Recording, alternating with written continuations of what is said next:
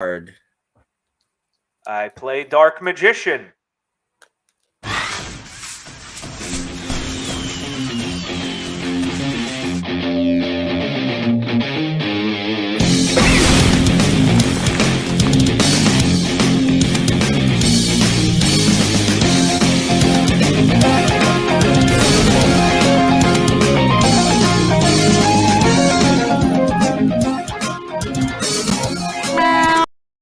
Ladies and gentlemen, welcome to Such Good Shoot, the podcast about anything and everything in the world of wrestling. Tonight, we have Shane.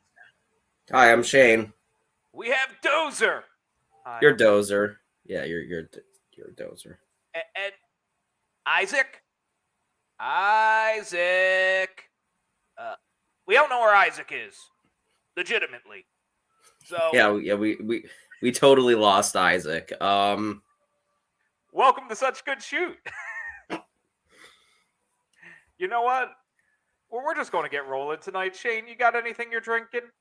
I'm just lightly sipping on some Bush heavies tonight. It's a low effort show. Yeah. Tonight I am drinking some of that ice cold well water from Lovettsville, Virginia. From my own personal spring. I believe that's called your kitchen tap. Yes. And you know what that? And I am also smoking on Aromacraft Intemperance Whiskey Rebellion. Oh, I remember when those came out.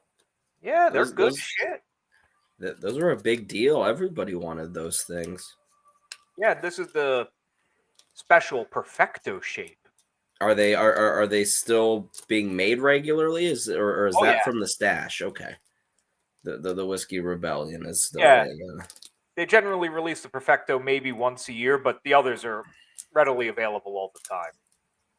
But I think that brings us to our first segment of the night.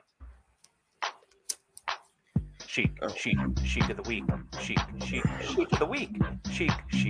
of the week. Chic of the week. It's the Iron Sheik of the week. I didn't even think to look because we were too busy trying to figure out where Isaac was.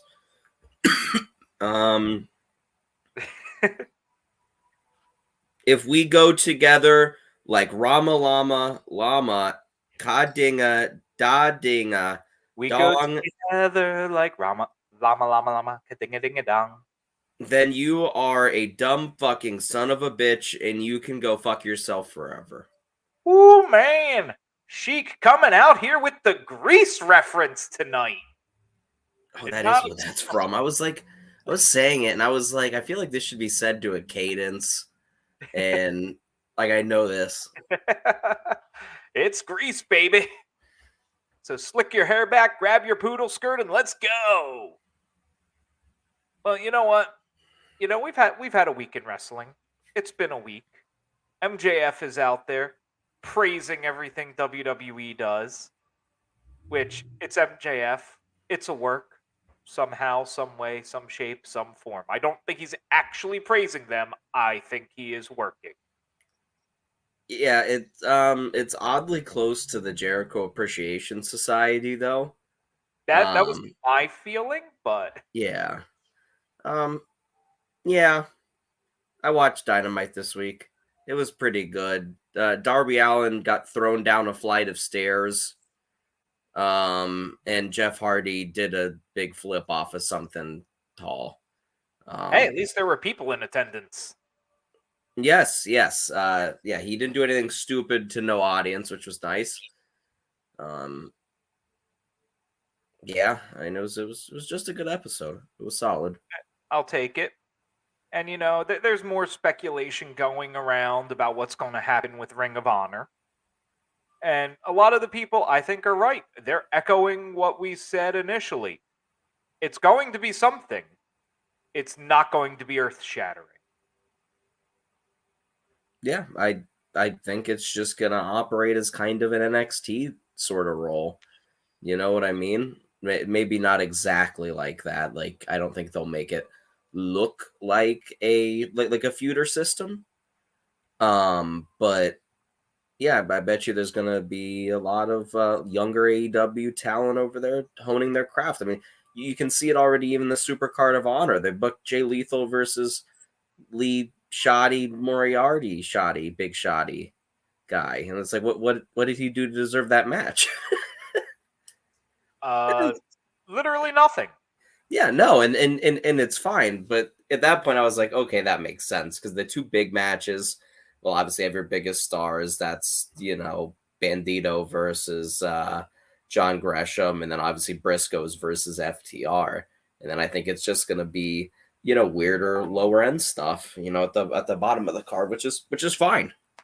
Yeah, that's kind of like where they should be Yeah, for some of that stuff, and I'll take it. I would like somehow if they could work it where the low and mid card is full of a lot of up and coming talent, but they manage to maintain the main event as a top tier match.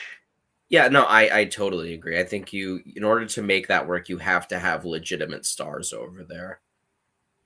Yes, because I would just hate to see the Ring of Honor World title delegated to a developmental title. It still means a lot to a lot of people. Yeah, no, 100%. I mean, it's the way a lot of people feel about the NXT title. Like, no insult to Braun Breaker or Dolph Ziggler, but like that title doesn't belong in those guys' hands. You know what I mean? Like look at everyone else, who's held it and like the situation surrounding them earning it. You know what I mean? Yes. And with NXT, like I feel Breaker, he is amazing, but I feel he was hot shotted a bit too fast. And Dolph Ziggler just doesn't feel like he belongs. Like it doesn't make sense for how they've done it. Nor should he have ever won the title. Yeah, no. I mean, I don't have an issue with Dolph Ziggler winning championships, but like he needs to do so on the main roster. Like everyone's bitched for years that Dolph Ziggler's been underutilized, so it's nice to see him getting treated like a big deal. But you switched NXT to NXT 2.0 to build younger stars faster and to like home grow them more rather than having these non-Vince guys hot shotted to the main roster. Vince doesn't like them, they get released and everyone gets mad. And now you have Dolph Ziggler as the champion of that. Like, okay, I guess. Yeah, it's exactly what I didn't want of the 2.0. I wanted 2.0 to be a return to the good old fashioned, hey man, this is developmental world. But I also would, shorten it an hour and maybe take it off national TV. But that's just me. Yeah. It like NXT 2.0 has great talent, and there's a lot of great up and comers. They do not have 2 hours worth of great matches on a weekly basis. They don't even have an hour's worth of great matches on a weekly basis with that roster right now. I mean, a lot of the people that they have wrestle weekly are like super. I mean, I know I said this earlier, but they're like super regional, like actual wrestling talent. Wrestlers that they might have charisma or they might have the body or athleticism, you know what I mean, but like they don't have the actual wrestling skills yet. Some of it's really hard to watch. Yeah, I completely agree with that. But speaking of wrestling shows, I saw a tweet from somebody out there who proposed a great wrestling show that we need as of yesterday, and that is Kitchen Nightmares. But with William Regal going around critiquing all these indie shows and trying to make them better. I just fucking love this idea. That would be funny. Like, you could just imagine Regal in full heel Regal form. Just walking into these places, making his faces. Maybe you'd bring Brian and Moxley along as his experts to help improve some people. Have Moxley training the hardcore guys, having Brian trained the technical guys for a night or two. Yeah, or they just invade all of the indie scenes and ruin all of their main events for 2 months straight. They're killing the business. I love that too. Can you imagine that? They just go on this death crusade like 5 nights a week, popping up in every like random indie. Like they pop up at an event with 15 people and they just beat the piss out of like everyone in the main event and then just leave. They just do it for 2 months. And you somehow have this all add on to their AEW win streak for some reason. Oh, it's like a cross between the 24/7 championship and you know the game that's literally called The Game, where if you think about the game you lose. Yes, I am well Yes. aware of this game. Yes, it's like that, except Daniel Bryan and Moxley just beating him. That's awesome. I'm not going to complain. You got anything? Not really, man. I'm like I said, it's a weird show this week. Show. Yeah. So you know what? Let's just get straight into it. It's time for our main event. Hey, I even got the right button. And you know what? The first thing I have to say as we get into this, I tried to develop a new non-biased rating system. I'm going to give you the total tonight, but you can go down to our website, www.suchgoodshoot.com, tomorrow morning, and you can see my detailed ratings where I have rated every match on technicality, excitement, cleanliness, entertainment, and coherence. And just the, technicality is how much technical moves they did in actual wrestling moves. Excitement, I had a high flying, but you could have an exciting match that isn't high flying, a lot of fast paced stuff. So that's what that's for. Cleanliness, did they do the moves clean? Were there botches? Was it bad? Entertainment, just was it fucking entertaining? You could have a bad match. This is entertaining. And coherence, did they tell a story? If they were selling an injury, did they continue selling it past that point? Just, did it make logical sense? The Cornette category. More or less, yes. But all in all, it's to try and keep the ratings, to keep an average rating actually average, have a bad match be an actually bad match, and have a great match be a legit great match. So, trying to balance it out and trying to come up with a system to keep my ratings somewhat consistent, because they never have been. It's just gonna keep getting more complicated and more complicated up until it's like an 100-point system where each point like means something different. Oh, I'm never fucking doing that. That's too much work. I do have a question from this show, though. Did you remember Warcraft was a movie? No. I saw that first ad and I went, oh yeah, that was a thing. I'll tell you what I did think about, though, is they make multiple references. This is the first NXT takeover of 2016. And I was like I remember watching this show.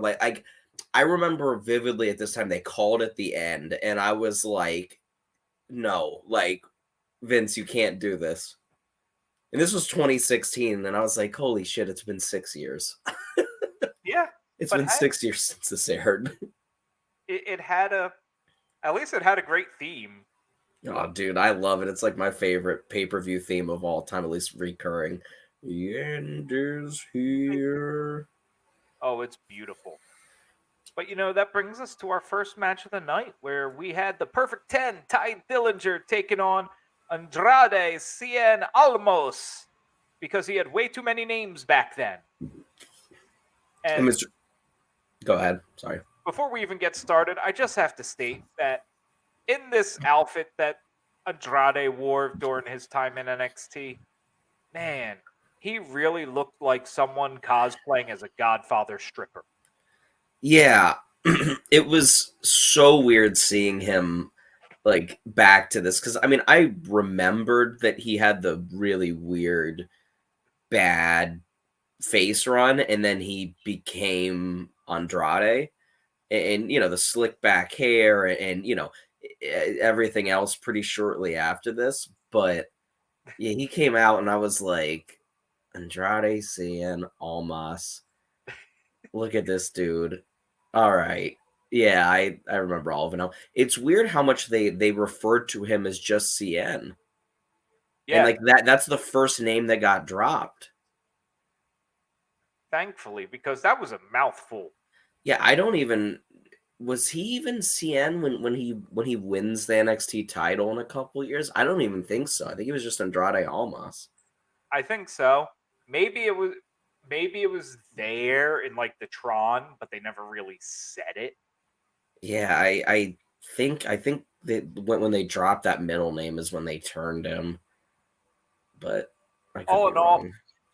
the change to just Andrade, he is one of the few guys that has truly benefited from name chopping. No, no, 100%. It had to be such a weird thing for him though, because he was like a masked wrestler forever. So like trying to like figure out how to work a crowd with like all of your face, and obviously just have your face and head be seen, I'm sure was a weird thing that I'm sure they were like, what are you gonna do? And he was like, I can just go be a good guy. You know what I mean? Yeah, They're like, oh, you're good looking, it, sure, go on. and it's kind of like how I wish in AEW. You know how he comes out with the black mask on and all. I Yes. kind of wish that he would have like an alternate personality, a human type of thing. When he wears the mask, he is this super heel, super badass dude in the ring. Yeah, I mean, it's just weird because other than NXT, obviously they talked about it on the show, and obviously Mexico and Japan. It just seems like none of these companies really want to strap a rocket under it. You know what I mean? Like he's like in a feud with Matt Hardy right now. You know Which, what I mean? yeah, that's Eh, kind of like the death knell for anybody. yeah, I mean, and like it's unfortunate because Jeff's also involved in it now, but he's just involved in this messy, like, faction versus faction, and eh, whatever. Just none of these companies have any clue what to do with him still. Yeah, and I praise AEW. They have done a lot of great things with factions. The Hardy family officer, the Andrade family officer, whatever the fuck their name is now. I never got. They make no sense. They always just look like a bunch of random dudes. Yeah, and they lost to Stang. It it just makes no sense to me.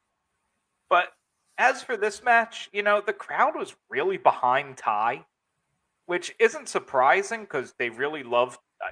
Everybody knows they loved him in NXT, and he never did shit on the main roster except constantly appearing as number 10 in the Royal Rumble. And people yelled 10. Yeah, it all in all, it was an okay match. It was good for an opener. Got the crowd little warmed up, but it was not like I felt anything super amazing. Yeah, the first thing I noticed was how lukewarm the crowd was to Andrade when he first walked out. Uh, It was his wrestling debut. yeah, no, it definitely was, and who he was before was definitely like, I don't want to say super indie stuff because those aren't indie companies, but it's definitely like an internet smart, you know what I mean, guy to be like, yeah, I'm excited for him. And even at this point in NXT, they weren't really getting those kind of people. I mean, you had Samoa Joe and Finn Balor.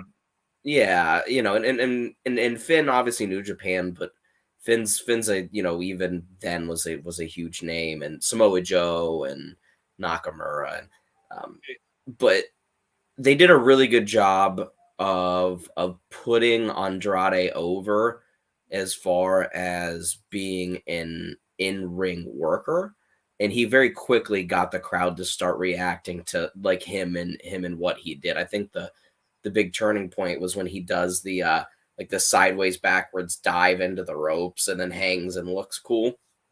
Yeah, So and yeah. that was a great spot. And for him as a whole character, he gets a lot when he gets Zelina Vega in a little bit. Yeah. Because at this point, you have a masked wrestler coming in. He's not really that used to working the crowd, so having a mouthpiece was a great decision early on. Yeah, I mean, and when he finally found a character, you know what I mean? It went well because this was just, I'm a wrestling guy. I'm cute. I'm trying to think to all the NXT debuts, and I think at least the Full Sail crowd was way more tuned in to the Japanese scene than the Mexican scene. Yeah, I mean, but he was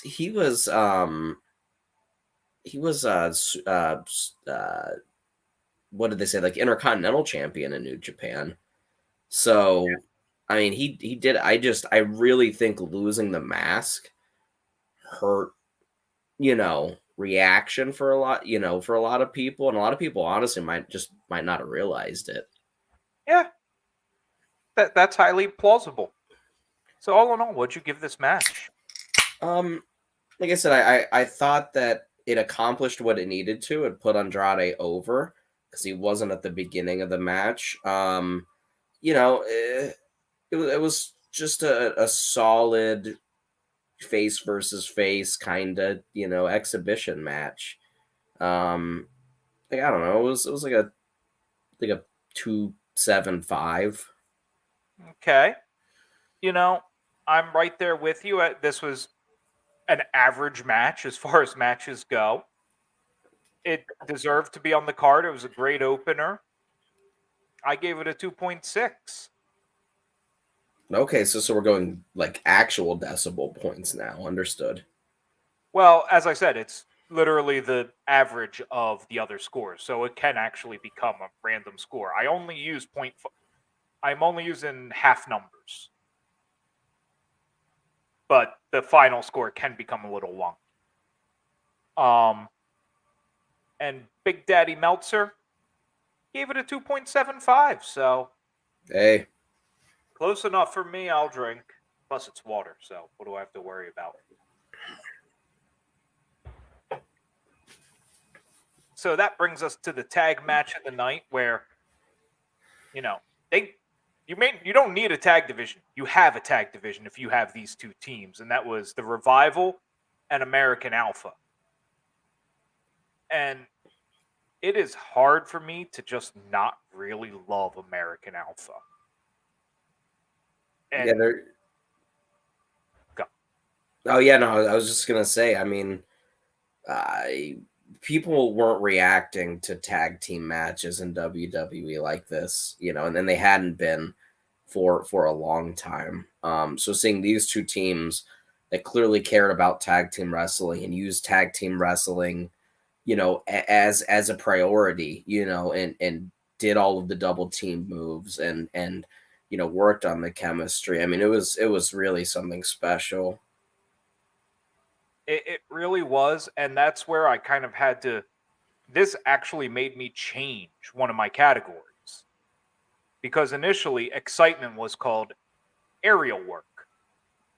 But then I watched this match and went, no, this is exciting, but they're not really high flying or anything. They're just exciting. It's modern, but with old school mentality. It worked very well. I really enjoyed the use of the tag. The ref never got overly distracted where he's talking to somebody for like 10 minutes, which that shit bothers me. And I really loved it. FTR is amazing as always. Like, they just know their shit. It was pretty damn good. Yeah. I one thing that I personally didn't like, but I can't really knock them for, given crowd reaction. I didn't like how many times Jason Jordan and Chad Gable did like the sliding knees into the hard cam and the big but like every time they did it, the crowd popped even bigger. So like, I think I'm just a hater. Um, And I saw it as they're the cocky faces. Yeah, no, like I mean, like I said, it worked. So I'm just being nitpicky. Yeah. But y- American Alpha were literally Team Angle 2.0, maybe a little bit more muscle, a little bit less, a little bit less fly. And then you had, the Revival, which, especially at this point on, national, not national, I guess this was on the network, but, on major promotions, they were the closest thing to the Horsemen as you were going to see at this point. They worked on limbs and did all of the technical things right. Worked the referee well, but like you said, not too much. Um, Chad Gable did what Chad Gable does best and got the hell beaten out of him for 10 minutes. Jason Jordan hot tag. That was a hot tag. Yeah, crowd goes nuts. He slides again behind the referee's back. I can't remember what led into it. Shatter Machine. 1, 2, 3. Revival are tag team champions. I liked it enough to give it a 4.5. Well, I'm kind of right there with you because I have a 4.4. And good old Daddy Meltzer gave it a 4. Very nice. And it's also worth noting that after the match, Authors of Pain debut. And I remember that just being a big deal, seeing Paul Ellering there, and they were monsters. Yeah, I mean, and like legitimately nobody had any fucking clue who they were. Like everyone was mad because they were chanting, "Who are you?" And the camera's on Paul Ellering, and then everyone in the audience was like, "No, we knew who Paul Ellering was. You fucking idiots! We were chanting it The at other the two, two, yeah, at the massive men who just beat the piss out of American Alpha, who are hanging out with Paul Ellering." yeah. And you know what the sad thing is? Still nobody knows who they are. Yeah, pretty much. I mean, they're gone. They moved back to like I think they're from Algeria or something. Yeah. They were here and then they're gone. We're headed straight towards fucking DIY versus Authors of Pain versus the Revival. Ooh. I don't Oh, remember that match, but ooh, that sounds good. oh, I do. There's a sequence in that match that might be my favorite sequence in literal NXT history. So whenever Okay. we make it there, I'll mark. I can't wait to get there. And that brings us to Shinsuke taking on Johnny Garbanzo. I mean Austin Aries. Yeah, Johnny Garbanzo. He just really looks like a Wish.com Johnny Gargano in this. Yeah, I mean he does, and also like I wish he was just Johnny Gargano because Johnny Gargano wasn't a huge piece of shit. At least outwardly. I Yeah. can't speak for the man himself, but at least he hides it well if that's the case. Yeah. But This was really good. yeah, it's the kind of match you'd expect from these two. Like, love him or hate him, Austin Aries is good in the ring Oh, he's incredible. when he wants to be. Yeah, no, I mean he's a guy that has only ever been held back by himself. Yes. He could easily be if he wasn't a douchebag like an AJ Styles type guy at this point. No, 100%. And AJ Styles thinks the fucking world's flat. I mean, Not a douche about it. yeah, no. I'm just saying that like AJ Styles himself is a flat earther, and Austin Aries is so much worse. It, look, you look at who is at the top of these cards, you realize how many dumbasses there are up there, and then you realize that everybody in Control Your Narrative is stupider than all of them can be. Well, Austin Aries is linked to Control Your Narrative, so it just makes sense. Mm-hmm. I'm just saying, like, it's just bad. You know, The only thing I would say about this match is I did find the story a little bit harder to follow. There was a lot of good moves, but it didn't always seem to flow the best. Yeah, it was kind of weird from the start too because he comes down with the ribs taped, and both Corey Graves and Tom Phillips are like, "We didn't know anything about this." And then there was no like video or anything to accompany it. So I'm like, is Austin Aries just trying to work the crowd for like, you know what I mean? Like why is there nothing to accompany this? And if it isn't supposed to be mentioned, why are the announcers talking about how they don't know what it is? You Yeah, know what I mean? Like this doesn't make sense. But it was a great match as far as the actual work goes. Um, you had Austin Aries constantly trying to submit Nakamura and employing the high flying and the fast pace. His his suicide dive in the bottom rope, in between the bottom ropes is very cool. I love Nakamura the entire time, just looking for his strikes. yes. Like that, and that's the whole thing. The entire time is him just looking to kick his head off. I like the Death Valley driver on the apron. It's the hardest part of the ring. Yes, he did exclaim that it was the hardest part of the ring. Um, and yeah, this was a just solid NXT takeover match. I think that clearly the right person won. Um, and yeah, I liked it enough to give it a 3.5. Okay. I will say this. The excitement and entertainment value of this match really bumped it up a bit. I gave it a 4.15, Oh, but that's because I was very entertained and very excited during the match. well, hey, So it worked out quite well for them, and big old Daddy Meltzer gave it a 3.75. me and Dave Meltzer are really close this week. I think this next match might be where we see the biggest divergence in scores, Okay. and that is where we have Asuka taking on Nia Jax. And like right off the bat, it just makes me think about how they never really let a women's wrestler be the monster in the major promotions. Like they let Nia go in this match for quite a bit, and it was probably one of her better matches because she was able to play the stiff monster.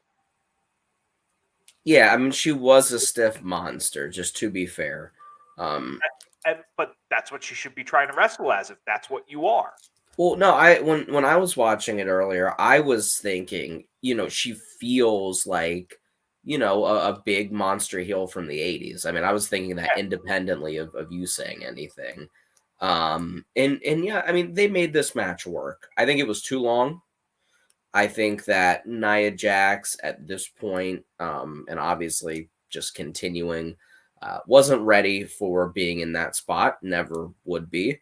Um, but all credit to Asuka, who uh, clearly was paying attention to the weeks leading up to this because the commentators were constantly alluding to her doing things that had worked previously, but other people couldn't like capitalize on. Like at one point, she did like a flying guillotine, and Corey was like, "This is how all of the smart women, have almost taken Nia Jax out. It's not worked for them."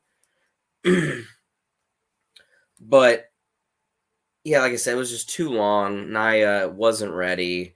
I guess it helped legitimize both of them. But for what it was, and like I said, especially for the relative length of it, I only liked it enough to give it maybe a 2.5. Okay, so average. Yeah, I mean, it was there. I, I will say I did think watching the match on TV it was a little long, but I will also say that it was probably long on purpose, and that was to give the crowd a little bit larger rest during the show, because they weren't as hot, and they never were going to be as hot. And you have a big ass match coming right after this that they want them on their feet, they want them burning hot for. So they wanted to give a little bigger rest. You know, you knew we were never going to get anything very technical out of these people. You knew Asuka was going to do 99% of the work, and she did. I gave it a 3.3, with mainly just the coherence of the storytelling, as you alluded to, really boosting that score quite a bit. Yeah, it was definitely a good pro wrestling match. If you are looking at pro wrestling from the eyes of Jim Cornette, you know what I mean? And this is true heel face dynamic, and they let that, just basic good versus evil storyline play out. Yeah, that worked really well. And big old Daddy Meltzer kind of split the difference and gave it a 2.75. Yeah, that's it's a responsible rating. He's been good this week. Yeah. Which that brings us to our main event, where we have the Demon, Finn Balor, taking on the Samoan Joseph for the NXT title in a steel cage. The Samoan man they refer to as Joseph. Yeah, this shit kicked ass. I don't even like steel cage matches normally. Like, honestly, I think they're like upper end of most overrated match styles in the current, general professional wrestling landscape. Um, but these two just beat the crap out of each other. Yeah. The steel cage wasn't used a whole lot at first and was used kind of sparingly throughout the match to begin with. But I think they did that on purpose because I think the cage was more or less there to provide like an oppressive atmosphere to them because they had fought everywhere anyway, they had fought everywhere and anywhere they could before to begin with. So having the steel cage around them made the match, like I said, feel claustrophobic and just entrapping. And then Yeah. the violence escalated and escalated. If this was the Attitude Era, this would have been a boiler room brawl. Yeah, I mean, it's there for the atmosphere. It's not necessarily there for its destructive capabilities. Yeah, and but they did end up using it more, especially towards the end of the match. I like towards the end of the match where within the span of a couple minutes, they had Joe knocking Balor off the top rope and Balor like sliding in between the ropes and the cage, and then Joe falling. And then they had it like reversed where Joe fell off. Joe pulled him off, and then Balor like crotched himself. I thought that was a cool series of spots. Yeah, they just beat the crap out of each other. Everything was there. They told a good story, but this is a more or less a legendary story in wrestling between these two. They've gone back and forth so many times, and it just works every time they go against each other. And this one didn't get stopped a bunch in the middle of the match. Yeah.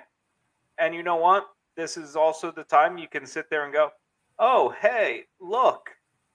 WWE recently told a statistic that was wrong, which was when the Demon was facing Roman. Nobody's ever defeated the Demon. No, correct, yes. I loved the crowd towards the end of the match chanting up at Finn to try to get him to coup de grace off the, like the top of the cell. Yeah. And then like a minute and a half later, it was Samoa Joe muscle busting Finn. Avalanche style. That like it fucking hurt. Yeah. I mean, it looked awful. At one point, Finn just absolutely kicks Samoa Joe in the face, and they show it in slow-mo like 6 times in a row. He's like standing on the top rope, and Joe is right in front of the rope or behind it or whatever, and he kind of just soccer punts him. Yeah, I mean it was just all around good. I don't like the door stipulation, but I don't like the escaping, period. I don't mind over the top rope because that's like you actually have to perform something. Yes. Walking out the door makes no sense because it just nullifies the point of the stipulation to begin with. But they only sold those things a couple times, and a majority of what they did was just based around beating the piss out of each other. Um, I can get behind the door stipulation, but the door doesn't open. The door is locked. You literally have to like break the door down to escape through it. Is how I could see it actually working well. yeah, but the whole "we're just gonna open this door for you" is like, why? Why? Because they watched what fucking match did WCW have with the door and it would be open for 10 seconds and probably War Games or some shit. They came up with a lot of bullshit matches. Yeah, who knows? You have to ask Dusty. But I liked it enough to give it a 4.25. Okay. I really like the match. It got a 4.75 from me. Woo. Yeah, I probably should have hit him a little harder in the cleanliness because there were a couple less than perfect moves. Hey, you were just watching the match, man. You were having a good time. And I'm still tuning this rating system, so it could change in the future a little bit. But big old Daddy Meltzer was not quite as hot as we were on it. He gave it a 3.7, 3.5, sorry, 3.5. Wow. Yeah, which means his match of the night was the tag match. I mean, I feel like honestly, if you ask people what their favorite match of the night for this is, a majority of them will probably say the same thing, or it will be like a 50-50 split. Yeah, they're kind of tied, really. And my big question for you, is it worth the watch? Uh, I mean, there are better takeovers you can watch, but as far as you just throwing something on because you want to watch professional wrestling, I would say yes. I feel like the show as a whole is worth a watch. Yes, and I am still working on my whole show ratings. Generally, I have it down to match composition, match order, how the crowd reacted, was it like a big enough deal, made a big enough deal, and how was the production value? Still working on it. All in all, I thought the show was like 3.75 to a 4 as a whole, which is Yeah, definite will watch again. yeah, something kind of like that. I would say maybe a probably like a 3.5 for me. Yeah, my whole thing is like if it's 4.5 and above, that is go out of your way to watch this. Yeah, Three I and a don't. to 4.5 is kind of yeah, watch it if you got the time and nothing to do, watch it. So If, that's where my head's at. yeah, 100%. Like I said, I don't think there's anything like absolutely crucial on this show. Like in the course of NXT history, there's nothing on this show that is like this is the greatest match you'll ever see, of this category. But you can It, do much worse with 2 hours. yeah, and the only thing I would say, and it bumps it up a little on the must watch scale, just because in the grand scheme of wrestling, there are so few American Alpha matches in the grand scheme since Jason Yes. Jordan's career was cut so short, and they are so good during this time that almost every match they're in is something you need to watch because you could literally watch their whole career in like a night. Yeah, no, 100%. I mean, it's been nice seeing them, seeing them on this clip, and also, hello, Dark Sage. What's the bold prediction? Let's what's the hear bold it. prediction? Hi, this is Fraser Crane. I'm listening.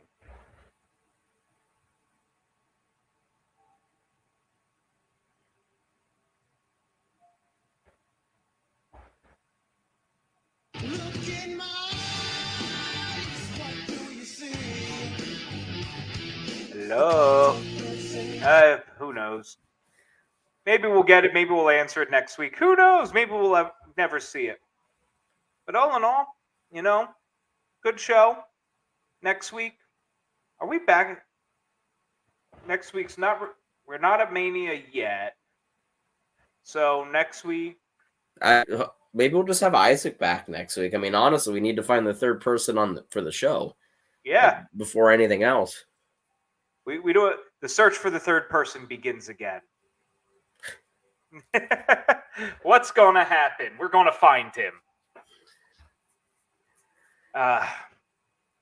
So maybe we'll have WWE. Maybe we'll have WCW. But till next time, this has been such good shoot. That is Shane. I'm Shane. I'm still Dozer. And if you see Isaac, please let us know where he is. We're worried. Yeah, tell him to write home. Please. I saw how much it costs to get his face on milk cartons. I can't afford it.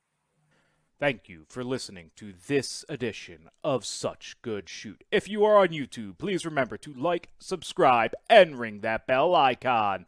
Or subscribe to us on your favorite audio catcher. Or finally, if you're on Facebook, leave a comment, like the video, and make sure to share it out to all your friends. Until next time, we have been Such Good Shoot, and have a great day.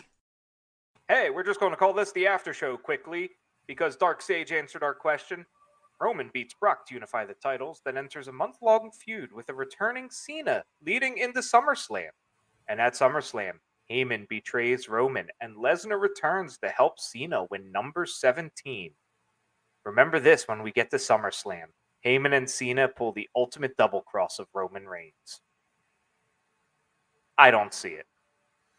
That's something else. It would be immersive storytelling. It would be great. I don't see them doing it. Vince Russo is not booking right now, I don't think.